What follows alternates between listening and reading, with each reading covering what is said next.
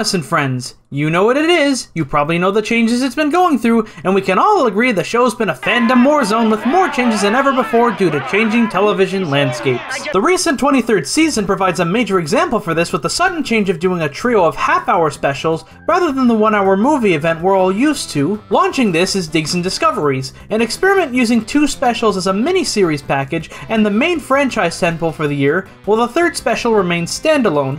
We'll talk about that one later. The specials, entitled All Tracks Lead to Rome and Minds of Mystery, revolve around Thomas visiting Italy with the help of his friend Gina, previously seen in the Great Race movie. Over the course of the 2 specials, Thomas's crippling anxiety challenges him as he tries to prove himself an expert on everything Italian, attempts to make an exciting discovery when his friends from the Sodor Construction Company come to help out, and ends up getting lost in mines both times, all the while trying to thread together the mysterious legend of the Lost Engine, whom he ends up discovering alongside his coach.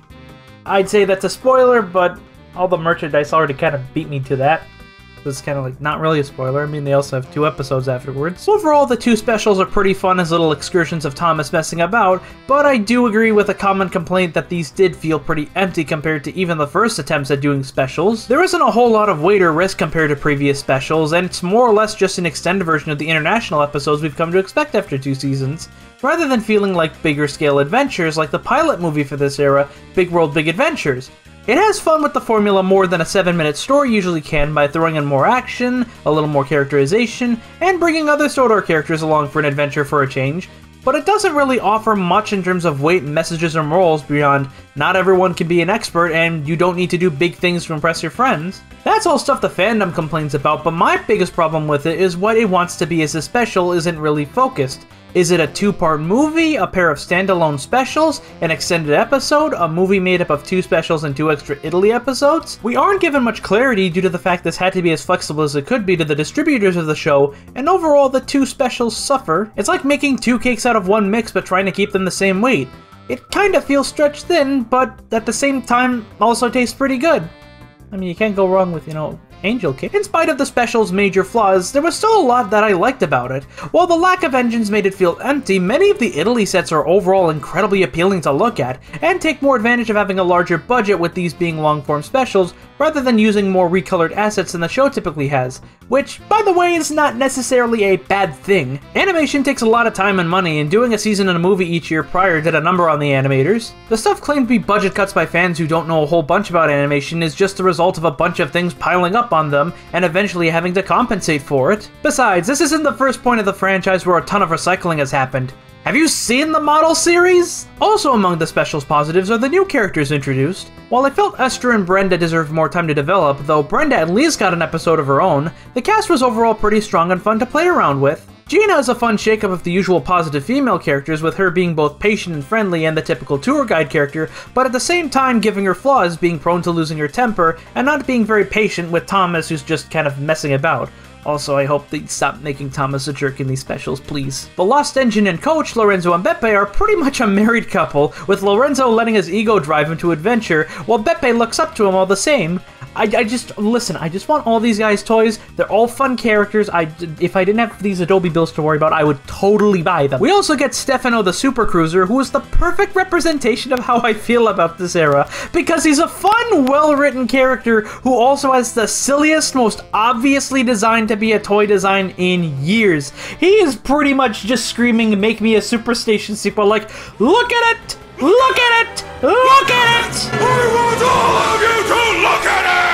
But as we come close to the conclusion, one last question to answer is, why did we go from a feature-length movie event and a season to a season and a standalone special plus 2 specials sold as a package alongside an awkwardly handled line of promo merch? Why is Kevin in so much this merchandise? He barely did anything this season! Well, you need to keep in mind, the DVD movies were running for a decade by this point. When they first started out, they were a major event for the franchise. You were legitimately hyped for it. Now it was just a standard thing, like, oh, here's a bunch of new characters we're introducing. Wow, Thomas is discovering an old thing.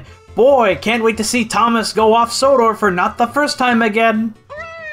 And it's not just fandom snark, parents were probably getting exhausted with these too. You could only buy so many stunt sets every year before you're kind of tired of it. Not to mention, DVD movies were already declining by the time they were starting to do these annually, so it was only a matter of time that this would happen. At the same time, Mattel setting up a contract with Nickelodeon called for the series now doing half-hour specials rather than a full-length movie for each year, for reasons I can understand in terms of Nickelodeon's scheduling viewpoints. They aren't so keen on even 44-minute specials apart from one or two profitable exceptions. Airing bomb weeks by cutting previous movies took time and lost relevance as audiences demand more consistency in scheduling, rather than dumping the episodes all in one go, and a genuine feature-length movie can take up to 2 hours to run on a block that runs really early in the morning with commercials.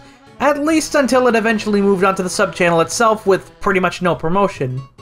Seriously, I miss all the cool commercials. What happened to them? They were cool and they were stylized, and now we didn't even get anything for this. While the execution of Diggs and Discoveries is awkward, you can at least understand why it's going in this direction.